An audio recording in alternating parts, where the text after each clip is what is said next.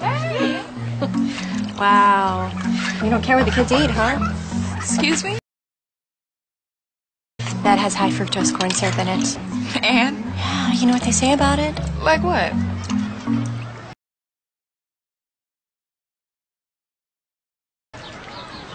I mean, it's...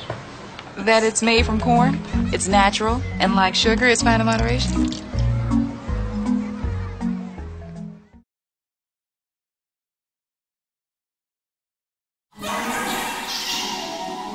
Sugar is fine in moderation? Sugar is fine in moderation? The problem is the phrase fine in moderation. Because high fructose corn syrup is a corn byproduct, it's cheap. It's also sweeter than sugar and acts as a preservative, which results in its addition in a little too many of our food products. Fine in moderation? Fine in moderation? Fine in moderation? Fine in moderation? Fine in moderation? Fine in moderation? Fine in moderation? Fine in moderation? Fine in moderation? Fine in moderation? Fine in moderation? Fine in moderation? Fine in moderation? Fine in moderation? Fine in moderation?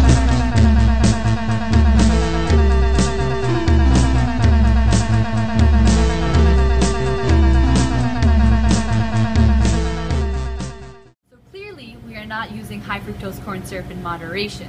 High fructose corn syrup actually has 55% fructose and only 42% glucose. Fructose has been known to be linked to high blood triglyceride levels, insulin resistance, as well as appetite issues. So this smaller fraction of more fructose than glucose in high fructose corn syrup has been known to be nutritionally bad for you, as well as more detrimental to your health than table sugar. 30% of our consumption of high fructose corn syrup comes from soda alone. Furthermore, Coke and Pepsi were found to contain as much as 65% fructose, not just the 55% that we assumed. So that's why we targeted Pepsi in our service project, because Rutgers University uses Pepsi exclusively in its dining halls and vendors.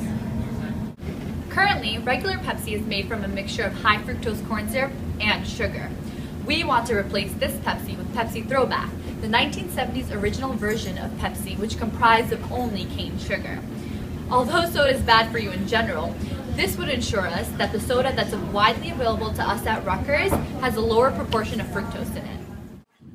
How we approached this was via a blind taste test of regular Pepsi and Pepsi Throwback.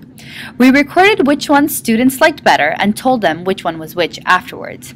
Here are some of their responses.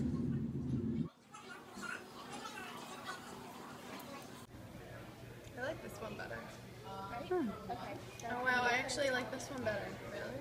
This one got more oomph in it. That's the throwback one. This one was the regular Pepsi. That shit was flat. Yeah. Yeah, I can definitely taste the difference. Which one did you like better? I don't know. I guess the second one. The second one? Okay, that was the throwback. The majority of responses showed that many students found that regular Pepsi and Pepsi Throwback were very much equivalent in taste. Not only did we introduce many students at Rutgers to the existence of Pepsi Throwback, we informed that there was a difference between regular sugar and high fructose corn syrup. High fructose corn syrup has a high proportion of fructose in it, which is really bad for you and gets digested mainly in the liver, causing higher levels of blood triglycerides and fat fuel.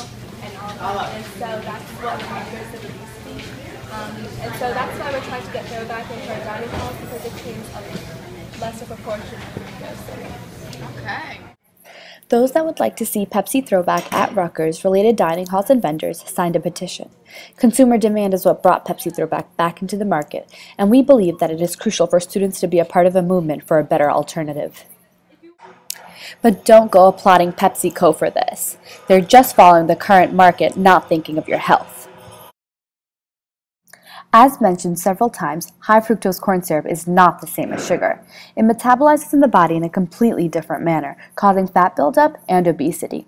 Listed here are just a few things that high fructose corn syrup is directly or indirectly related to. However, the only plus side to using high fructose corn syrup is that it is cheap. Cheap to produce and cheap to the public. This is due to corn subsidies. The government subsidizes corn, the most used product in the country, and because high fructose corn syrup is cheaper to make, it is usually used over real sugar. But there is hope.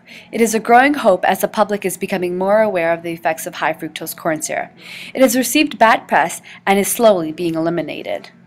Yoplait was criticized for using high fructose corn syrup, and as they saw their consumer demand go down, they realized they needed to change the ingredient to real sugar.